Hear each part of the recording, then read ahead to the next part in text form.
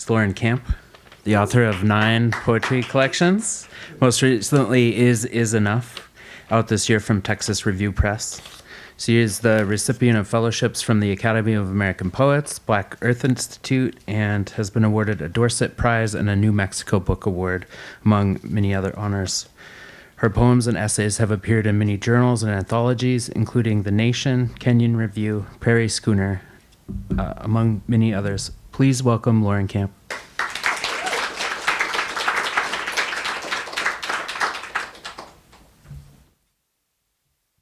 Thank you so much, Nick and Poets House. This is my first time here, and I'm really delighted to be here with familiar faces, old friends, a sibling, and a bunch of people I don't know.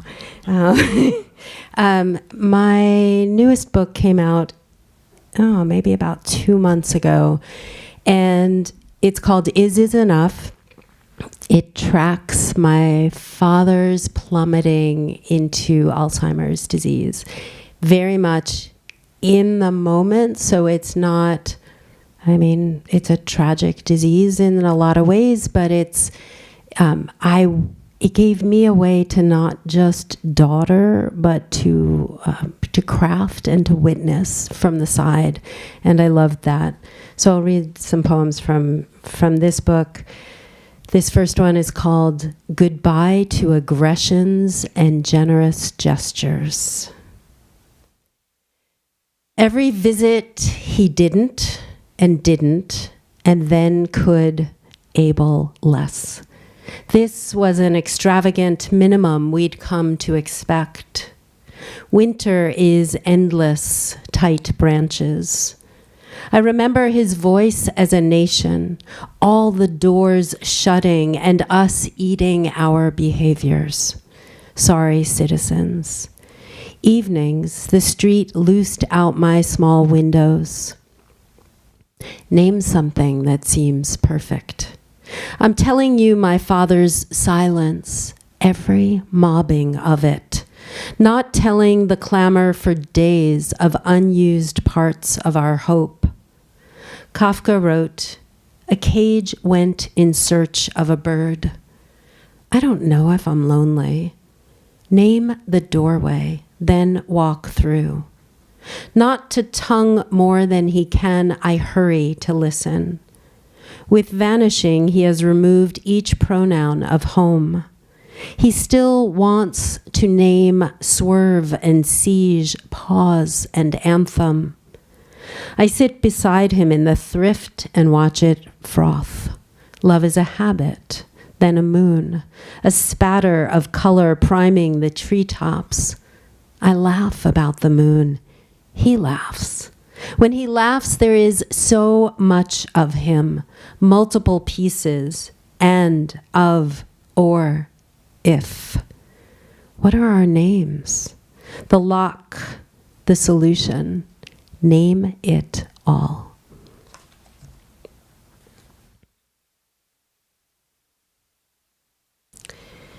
His kingdom of brooding. Dad paced the 12 by 15 room with a green cap in his hand. Only when he was bereft did he call. His calls came unending. Then many messages. We had bought him the recipe for safety. He mumbled about the locks. Now he could no longer travel the aisles of cloves. Of course we apologized. Each time we entered his room, he pulled open a drawer. After that, another. He named objects and light. Each hour he saw different afternoons in panes of wide rectangles. He called me dear, which was a shimmer. The eggs came all runny with biscuits, and he made it clear he'd never take part in the singing, though he'd voice the familiar rhythm of anger. He said he missed bread with crusts. He did nothing each day, but the outside was pleasing.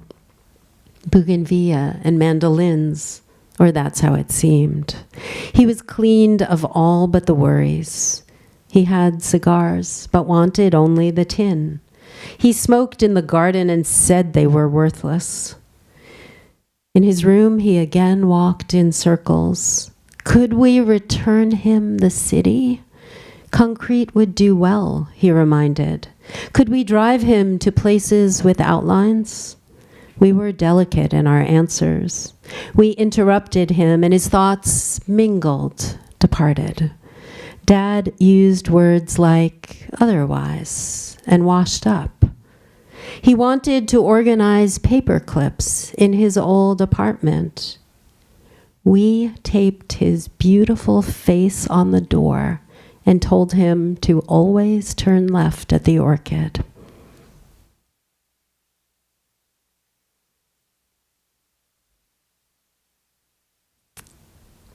I was telling Megan before we read that the book is so new that I turned to each poem and I'm like, oh, this one, I've never read this one before. It's kind of exciting. So this is called Summer of Downpours and Moss. My sister's TV, in a fit of light, flashes the white arms of priests while she sits on the bed and weeps. Despite her sorry perseverance at sadness, her mascara still holds and her man stays on his knees. I whisper new versions of the words I've offered before. I do not know what to say. On the screen, black wings of prayer, no one notices.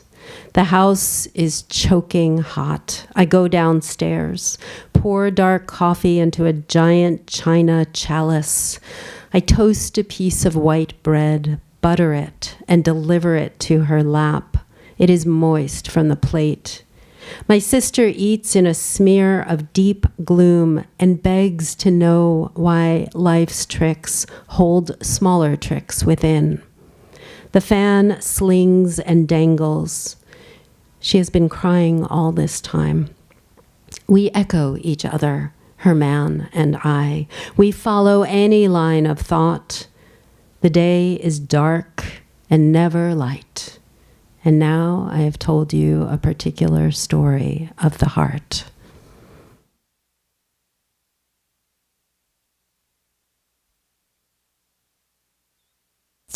I'll read one more poem from this book.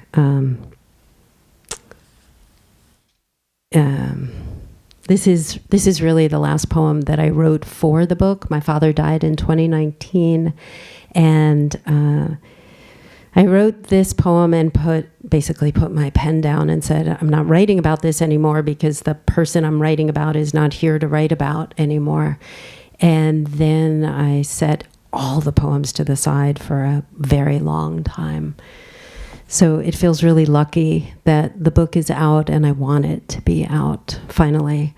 This poem is called Parties. On Sunday, I wrote the obituary. I paused before accepting the job which my brother gave me because I'm a poet. But it turned out to be the right thing to do. Incident, life. Windfall, child, marriage, or none of those. Instead of focusing on the ghost in the room, I arranged the data of existence, but left off the intimacies, the figs and e's, reversals, bothers, which is to say a certainty without the lightning behavior, his fat thumbs, a nice roundness to his bald head. How much we would miss. I couldn't put in reasons or arguments, so I put in more periods. I slid sentences around until his life flowed. Decisive, incredibly sound. I put in what others remembered. Dates, degrees. Versions of what you tell people at parties. I built him a legend. Column length, tight, sort of true. Thank you for laughing. Nobody ever laughs at that. Okay, I have two more poems for you. I had 4 books come out in like a 4-year period. No, but it's bad. Do not do this. But now I'm on the other side of it, and so that's good. In August 2022, I spent a month at Grand Canyon National Park. Anyone here ever done that? Not a month? Do it. Oh, okay, that's pretty good. Yeah, I totally recommend it. I was there with this illustrious title of Astronomer-in-Residence. Let's just be very transparent. I'm not an astronomer. So I was there with language and the opportunity to write about the pristine darkness around this incredible historical whole. And I wrote so much that at the end of the time, Grand Canyon said, we can make a book of these. Yeah, right? South Rim, yeah. I was staying out, never mind all of you, I'll just talk right here. I was staying right above the visitor center, Verkamp's visitor center, and from the bed, I could look into the canyon at any time of the day. It was extraordinary. So anyway, they made a book, and I'll just read one poem from here. This is called 86 Light Years Away. And part of the project while I was there, which I made up while I was there, was to write for people who may never see that kind of darkness, and certainly not have it usual, like as their familiar backyard view. So this is called 86 Light Years Away. You are inside an equilibrium, inside a legend, or many.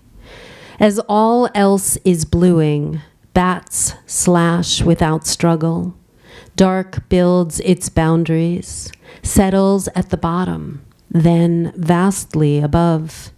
In the middle, a jewel blue stripe. On it goes, mitering in. You are inside that equilibrium, that orb over all. Lightning ripens and bisects to the north without clamor. These are your brief concerns.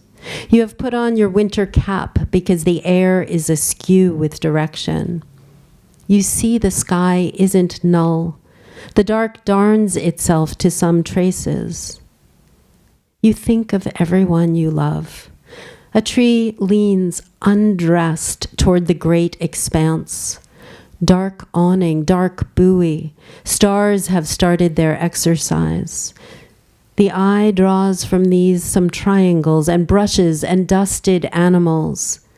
Inside the night, a language is decoding. The blue nips into its flavors and moods, becomes a wedge, impossibly closing on one edge.